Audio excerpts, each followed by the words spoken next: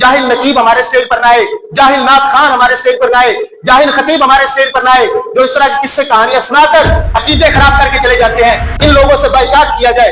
امام بصیری فرماتے ہیں مصطفیٰ جان رحمت کو نہ خدا کہنا نہ خدا کا بیٹا کہنا، اس کے علاوہ جو تیرا جی چاہے حضور کی عظمت بیان کر.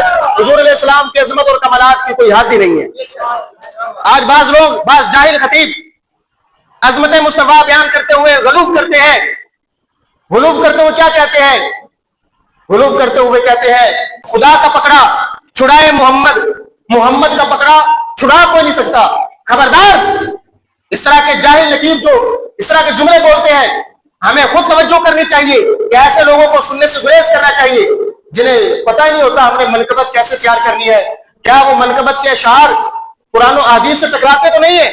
بعض لوگ اس طرح کے جملے بولتے ہوئے نظر آتے ہیں کہ قیامت کے دن ذکر مصطفیٰ جاری رہے گا، ذکر خدا مٹ جائے گا. نعوذ باللہ من ذالک. اب دلیل سنیے کہ مولوی صاحب کی دلیل کیا دیتا ہے؟ کہتا ہے ذکر مصطفیٰ اس لیے جاری رہے گا کیونکہ خدا زندہ ہے، اور ذکر خدا مٹ جائے گا کیونکہ ساری کائنات مر چکی ہے. میں نے کہا شرم کر، حیا کر، تجھ پر افسوس ہے کہ تو نے عظمت خدا کو کم کر دیا، عظمت مصطفیٰ کو بڑھا دیا اور مصطفیٰ کو خدا سے بڑا بڑھا کر پیش کر رہا ہے. تجھے شرم آنی چاہیے. میرے رب کی شان یہ ہے، اللہ فرماتا ہے کل من علیہا فان ویبقی وجہ ربک ذو الجلال والاکرام. فرمایا ہر چیز بنا ہو جائے گی، فرمایا تیرے رب کا ذکر باقی رہے گا جو بزرگی والا ہے، جو عظمت والا ہے. قرآن کہتا ہے رب کا ذکر باقی رہے گا.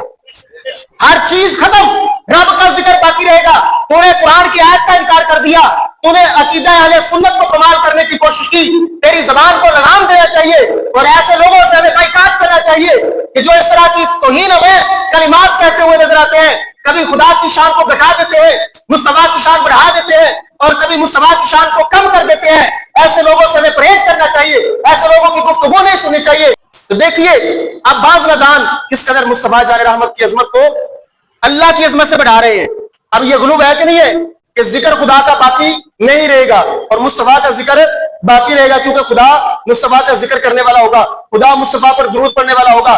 اب یہ صریح توہین ہے خدا تعالیٰ کی، صریح بے ادبی اور گستاخی ہے کہ اللہ تعالیٰ کی شان کو بتا دیا، قرآن کی آیت کا انکار کر دیا. وہ بندہ دائرہ اسلام سے خارج ہو گیا، اس نے کفر کا ارتکاب کیا کہ جس نے خدا کی شان کو گھٹا کر مصطفیٰ کی شان کو بڑھایا. تو بتائیے کہ کیا مصطفیٰ جان رحمت اس بندے پر خوش ہوں گے؟ سب چیزیں فنا ہو جائیں، رب فرمایا تیرے رب کا ذکر باقی رہے گا. وہ کون سی چیز ہوگی جو رب کا ذکر کرنے والی ہوگی؟ قرآن کہتا ہے یسبح للہ ما فی السماوات و ما فی الارض. فرمایا زمین و آسمان میں جو بھی چیز ہے فرمایا وہ رب تعالیٰ کی پاکی بیان کرتی ہے. تو بتائیے خدا کا ذکر مٹ سکتا ہے؟ خدا کا ذکر ختم ہو سکتا ہے؟ اور یارو جب کوئی چیز بھی نہیں تھی اللہ نے مصطفیٰ جان رحمت کا نور پیدا فرمایا تو مصطفیٰ کا نور بھی خدا کی تعریف بیان کرتا تھا، خدا کا ذکر ہی کرتا تھا، اللہ کی حمد بیان کرتا تھا. بات سمجھ رہے ہیں؟ تو اس لیے ایسے لوگوں سے ہمارا کوئی تعلق نہیں ہونا چاہیے، ایسے لوگوں سے بائیکاٹ کرنا چاہیے.